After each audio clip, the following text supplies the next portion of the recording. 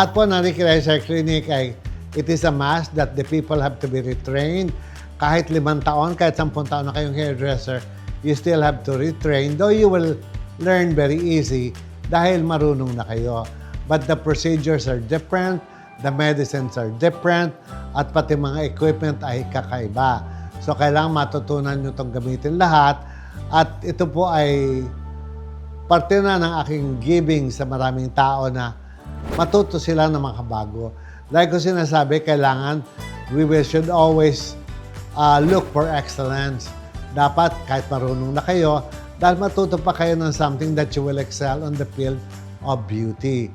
Kaya po, continuous po itong aming learning at kada 3 buwan, 4 na buwan, ay magkakaroon kami ng retraining na lahat ng staff ng tinatawag namin Ricky Reyes Hair Clinic. Libre na po ito para sa aming mga franchisee. Lahat po ng mga services ay nakabundled up dahil hindi po pwede na gagawa ka ng isang service na hindi sasaluhin ng isang service. So, ang ginawa po namin ay pagsasamahin na namin ito. Hindi po pwedeng isa gagawin mo tapos nakatenga na. Hindi po ganoon.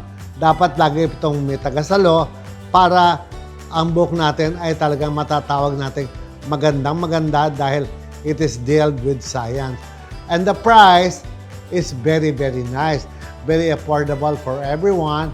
A service of 2 could always be in the price of 1. Meaning, panalo ang mga kliyente. 2 service ang gagawin, pero ang presyo ay isa lamang. At very, very affordable. At kaya ko pong ilaban ng pukpukan yan. Lahat ng parlor sa buong Metro Manila, Ricky Reyes lang po ang pinakamura. Pero, pinaka-unique at pinakamagaganda ang mga services. And that is also what will happen to the Ricky Reyes Hair Clinic.